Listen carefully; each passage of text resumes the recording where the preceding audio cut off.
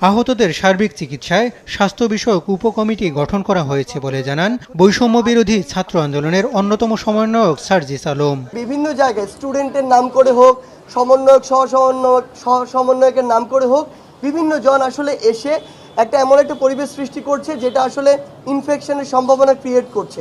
সেই জায়গা থেকে আমরা স্বাস্থ্য বিষয়ক একটি উপকমিটি করেছি, যেটা সরাসরি আমাদের স্বাস্থ্য মন্ত্রণালয়ের সাথে একসাথে কাজ করবে এবং আজকে থেকে এই কাজটি শুরু হবে। পাশাপাশি আমরা যারা রয়েছি বৈষম্য বিরোধী ছাত্র আন্দোলনের, তারা আমরা আমাদের জায়গা থেকে যতটুকু পর্যবেক্ষণ করার, যতটুকু তথ্য যেই জায়গায় দেয়ার, কিংবা একটি প্রেশার গ্রুপ হিসেবে যেই কাজটুকু করার আমরা সেই কাজটুকু করছি এবং করব।